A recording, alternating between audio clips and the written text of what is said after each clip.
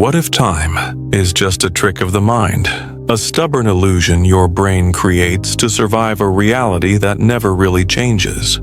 Albert Einstein once said, "The distinction between past, present, and future is only a stubbornly persistent illusion." But what if he wasn't just being poetic? What if he was right? And even more, what if time doesn't exist at all? Imagine this. The past hasn't vanished. The future hasn't arrived. And the present might not be what you think it is. Today, we're diving into the mind-bending theories that suggest time, as we know it, may be a complete illusion, and what that means for your memories, your choices, and your very sense of reality. You're about to enter a world where time doesn't tick. It just is. Where the future might already exist, and the past never truly ended. A world where science, philosophy, and the deepest reaches of consciousness collide to shake the foundations of everything you believe. Let's begin with what you know best, your own experience of time. Every second, you feel it passing, a sunrise, a conversation, a memory. It all feels like a river, flowing forward, unstoppable. But what if that river isn't moving at all? What if time is a still lake, and you are the one moving across it? Because your experience of time isn't objective, it's manufactured. Your brain is constantly stitching together fragments of sight, sound, and sensation to build the illusion of a present moment. And here's the strange part. Your mind is always behind. Science tells us that consciousness lags behind reality by about half a second. You are never truly in the now. You're always echoing it, always reacting to a moment that already passed.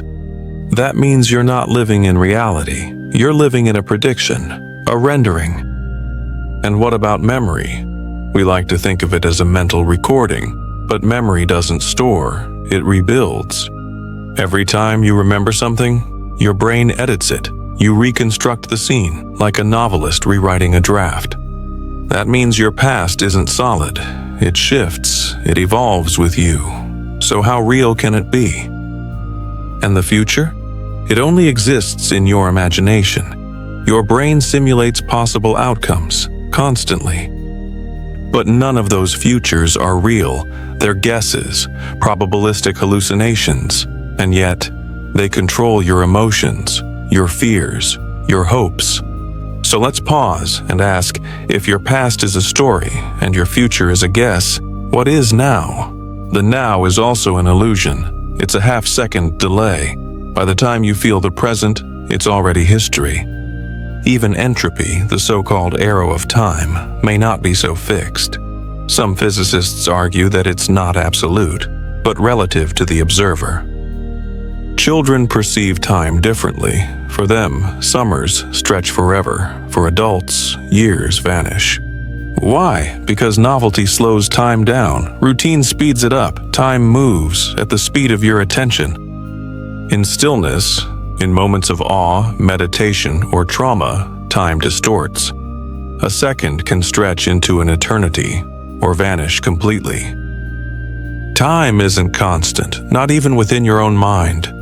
So if the past is a reconstruction, the future is a guess, and the present is already gone, where do you exist? Let's step beyond perception and into the structure of the universe itself, because as strange as our internal experience of time may be, the outer universe may be stranger still. For centuries, time was seen as absolute, the great constant. Newton called it true and mathematical time, flowing equably without regard to anything external. But Einstein shattered that. His theory of relativity revealed that time is not a universal tick-tock. It bends, it stretches, it's affected by gravity, velocity, and acceleration. Time, it turns out, is personal. If you spend a day on Earth and your twin spends a day orbiting a black hole, you'll age differently. Time for them slows dramatically. This isn't science fiction. It's been proven using atomic clocks and satellites. But the real rabbit hole begins with what's known as the block universe, a model where all moments in time exist simultaneously. In this view, time doesn't flow. Everything that has happened is happening, and will happen already exists, like a movie reel, every frame there, waiting. Your consciousness just plays them in sequence. The past isn't gone. The future isn't unwritten. It's all there, eternally. You just don't have access to every frame at once. And this is where quantum mechanics enters the stage, and things get even stranger. In the quantum world, particles behave both as waves and particles, existing in multiple states until they're observed. The famous double-slit experiment showed us that electrons fired at a wall with two slits create an interference pattern, a wave, as if the particle goes through both slits at once. But the moment we observe them, the wave collapses. The electron picks a path. It behaves like a particle. It's as if observation collapses possibility into reality. Then came Wheeler's delayed choice experiment. In this variation, the decision to observe the particle is made after it passes the slits, retroactively determining its past behavior. Let that sink in. Your present decision can affect the past. The universe, it seems, doesn't finalize the past until the present demands it. This isn't just wild theory. Experiments have confirmed this strange behavior. It seems that at the quantum level, time isn't just flexible. It might be meaningless. Entanglement takes this a step further. Two particles, once entangled, can affect each other instantly, even if they're light years apart.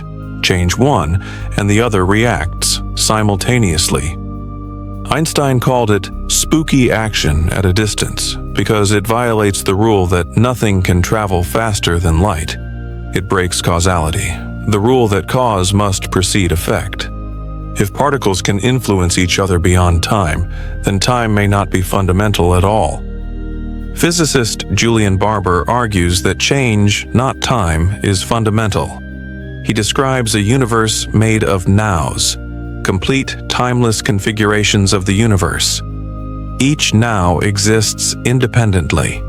Time is just the illusion of movement between them. Imagine flipping through photographs. Each photo is static, but as you flip them fast enough, you create the illusion of motion. This is what consciousness might be doing with the universe. Loop quantum gravity, a leading theory in the quest to unify physics, suggests that time doesn't appear at the deepest level of reality. When we zoom in far enough to the smallest scales, time disappears. There is no before and after, just relations between events. In these models, space and time emerge from something more primitive, a pre-geometry where things exist not in space, but in relation. No clock, no timeline, just information. Even black holes challenge our sense of time. As you approach the event horizon, time slows. From the outside, you appear frozen. From your perspective, time seems to pass normally, until suddenly it doesn't. Some theories suggest time itself breaks down inside. And then there's the ultimate paradox, the beginning of time. The Big Bang. Most cosmologists agree that time began at the moment of the Big Bang. But if there was no before, what does begin even mean? How does time emerge from timelessness? These are not just philosophical questions. They're embedded in equations, in models, in data. Time, at the edge of understanding, slips through our fingers like sand. So if the universe doesn't need time to function, why do we? In the next act, we return to the mind, because if time doesn't exist in the physical world, perhaps it lives somewhere else. Perhaps time is you. If time doesn't exist, then what are the consequences for how we live, choose, and understand ourselves? Let's start with something personal: free will. If every moment, past, present, and future, already exists, are your decisions really decisions? Or are you simply experiencing a fixed script, like an actor reading lines written long before you arrived on stage? In a block universe, your birth, your death, and every choice in between already exist. You feel agency, but from a timeless perspective, everything is frozen. Does this mean your choices are meaningless? Not necessarily. Think of a book. The story is written, but the meaning emerges only as you read it. You bring it to life. Perhaps consciousness is the reader, not the writer taught of time. Now consider déjà vu, that strange moment when you feel you've lived this moment before. Traditional neuroscience chalks it up to misfiring memory, but what if it's something more? Some researchers propose it's a temporal glitch, an overlap of parallel timelines. Others argue it's a result of your brain predicting the future so accurately that it feels familiar. And if we do live in a block universe, déjà vu could be evidence that your mind is touching another frame, another version of now. This opens the door to an even stranger possibility. What if your consciousness is not confined to a single point in time? There are those who believe that human awareness is quantum in nature, capable of existing in superposition, of being aware of multiple timelines, even if only dimly. Near-death experiences often feature life reviews where entire lifetimes are relived in moments. Dreams distort time effortlessly. Some dreamers live whole lives while asleep for just minutes. Where is this time coming from? If your mind can create the illusion of hours and seconds, is it also capable of perceiving other slices of time simultaneously? Spiritual traditions have long taught that time is not linear. From the Akashic records to Buddhist timeless awareness, ancient wisdom suggests what physics is only beginning to confirm. Perhaps enlightenment isn't the achievement of peace, but the transcendence of time. And if time is illusion, what does that say about death? If your death is already out there in the timeline, fixed and existing, does it truly mark an end?